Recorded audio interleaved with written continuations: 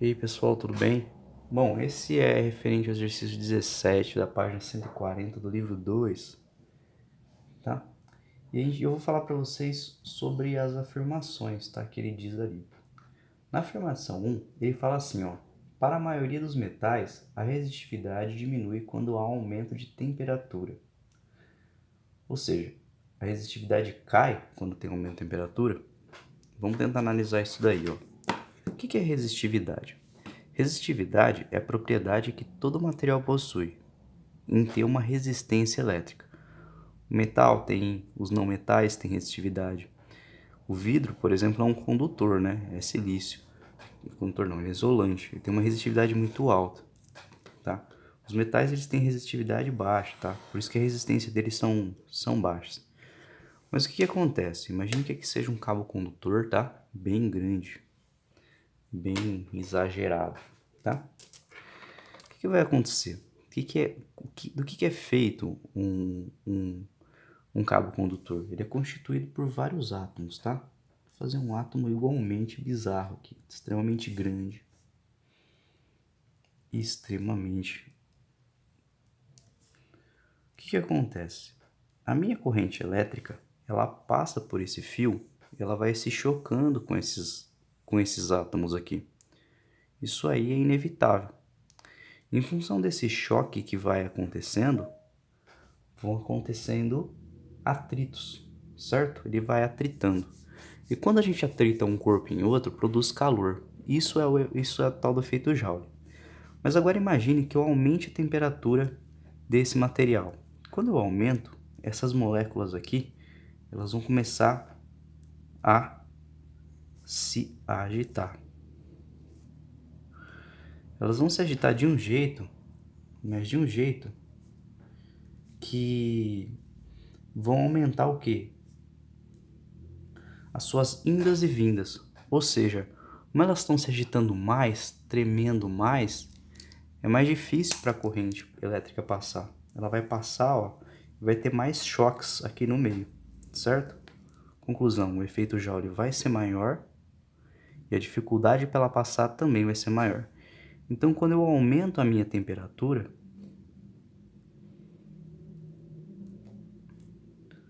eu aumento a resistência. Mas eu aumento a resistência devido ao aumento da resistividade. Afinal, o material sofreu uma mudança. Ele começou a se... Deixa eu só escrever, senão daqui a pouco eu escrevo tudo errado. Ele começou a ter um comportamento diferente. Então, ó, a resistividade, ela aumenta quando há um aumento de temperatura. Afinal, o comportamento do material mudou, certo? Então, ele fala que diminui, né? Então, a afirmação 1, ela é falsa. Vamos analisar a afirmação 2 aí, ó. A dissipação de energia por efeito Joule num resistor depende do sentido da corrente e independe da tensão aplicada. Completamente errado. Se a corrente passar para a direita, ela vai ter esses choques e esses atritos aqui com as moléculas e os átomos. Se for no caminho contrário, também vai ter o quê? Também vai ter esses choques, certo? Então, tanto faz indo para a direita ou indo para a esquerda, os choques também vão existir, ok? Vou falar agora sobre a tensão aplicada no resistor. Vamos fazer duas situações aqui, ó. Eu vou falar de um resistor de 10 ohms em duas situações. Em uma delas, eu vou falar que a tensão aplicada é uma tensão até pequena, tá? Vou colocar aqui uma tensão U igual a 10 volts. Já aqui não, aqui eu vou falar que tem uma tensão bem maior. Vou falar que essa tensão U é igual a 10.000 volts, bem maior, né? Então vamos calcular aí qual seria a minha corrente elétrica. Para achar isso a gente precisa usar a fórmula do Uri. U é igual a R vezes I. Essa fórmula aqui ela cai direto, vai estar estudando direto na minha aula. Olha só, a tensão que eu tenho é de 10. A minha resistência também é igual a 10. 10 é igual a 10 vezes I, tá? Então, o meu I, na verdade, posso cortar esse zero com esse zero, o meu I vai ser igual a 1 ampere. Olha só com essa tensão maior aqui, quanto que vai dar na minha corrente, usando a fórmula do Ui. Vou colocar aqui, ó, 10.000. Essa é a resistência de 10 vezes o I. Então aqui, ó, o meu I, ele é igual a 1.000 amperes. 100 vezes maior do que nesse caso aqui. Se passar, se eu tenho uma tensão maior, eu tenho uma corrente maior. Se eu tenho uma corrente maior, os elétrons passam aqui com mais frequência, certo?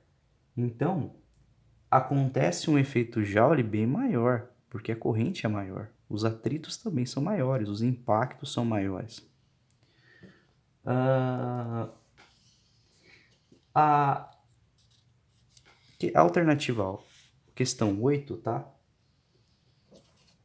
Deixa eu só ver aqui. A2 é a dissipação por energia. Independe do sentido. Então, a 2 é falsa.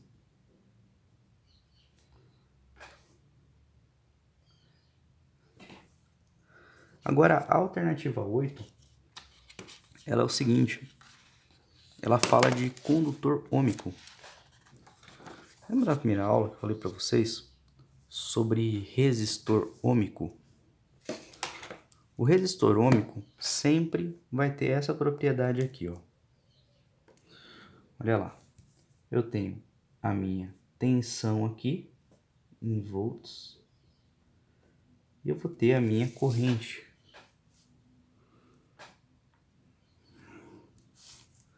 Eu tenho a minha corrente I em amperes.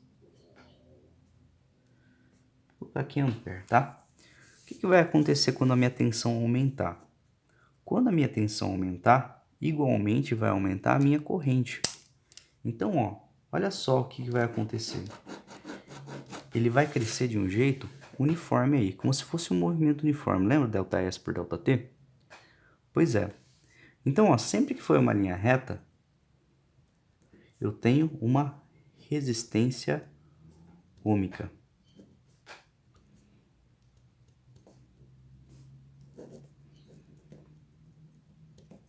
O resistor ôhmico, ele não muda sua resistência. Ou seja, se por exemplo, aqui eu tiver um valor de uma corrente de 10 amperes e uma tensão de 20 volts, olha lá, eu sei que a minha resistência é igual a tensão dividido pela corrente. Então, naquele caso ali, a resistência é igual a 20 dividido por 10. E 20 dividido por 10 é igual a 2 ohms. Se eu tiver um outro valor aqui, independente de qual seja, por exemplo, uma corrente de 20 amperes. Independente disso, aqui vai estar marcando 40 volts, ou seja, dobrou a corrente, dobrou a tensão, elas crescem uniformemente. Então, naquele segundo caso ali, eu vou fazer em preto, a resistência naquele caso ali vai ser igual a tensão dividido pela corrente, que é 40 dividido por 20. Isso aí dá 4 por 2, que é 2 ohms. Perceba que com o aumento da tensão e da corrente, não tem a mudança da resistência. Ou seja, a resistência ôhmica, ela é imutável, ela permanece constante. Ok? Já um resistor não ôhmico, tá? Ele se comporta de uma maneira diferente, tá? Qual a maneira que um resistor ôhmico pode se comportar? Ele não vai ser um gráfico retilíneo como o de antes.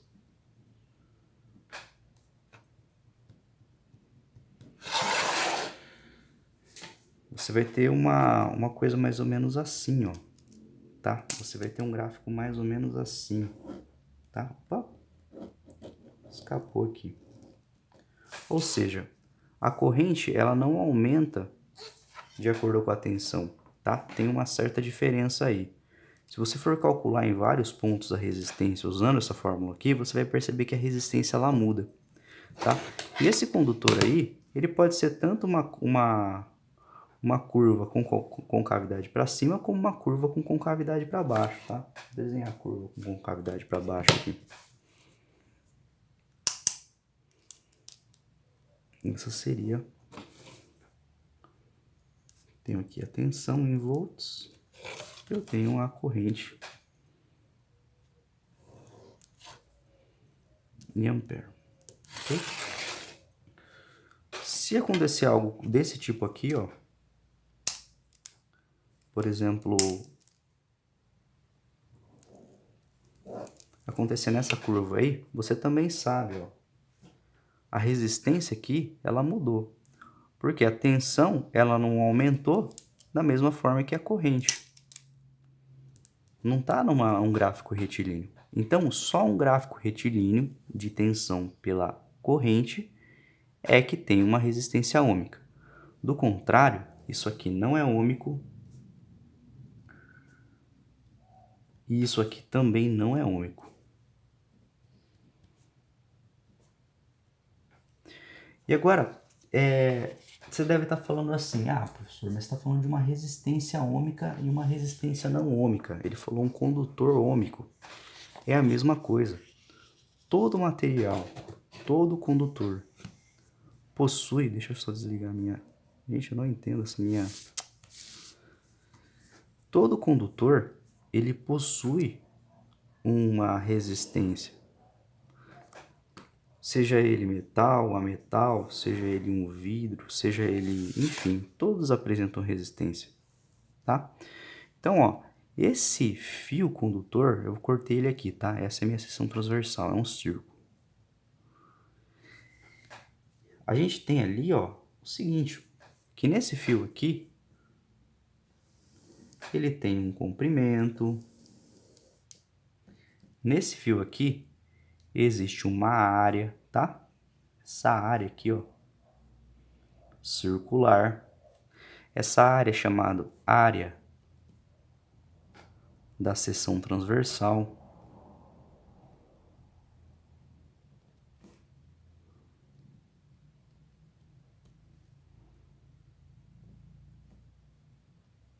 Ok? E a resistência de um condutor, ele é pela segunda lei de Ohm, a fórmula de resistividade, a famosa fórmula da rola, tá? Resistividade vezes o comprimento dividido pela área da seção transversal aí. Então, se isso aqui é um condutor ômico, significa que ele vai se comportar da mesma forma que um resistor ômico. Ou seja, quando passar mais corrente nele e mais tensão, independente disso, tá? A resistência vai permanecer a mesma. Ele vai ser representado nesse gráfico aqui, ok? Se ele não for ômico, a resistência dele vai mudar. Ou seja, quando aparecer corrente e tensão, ou seja, quando ele tiver submetido a mais corrente, a relação corrente-tensão não vai ser obedecida uniformemente, tá?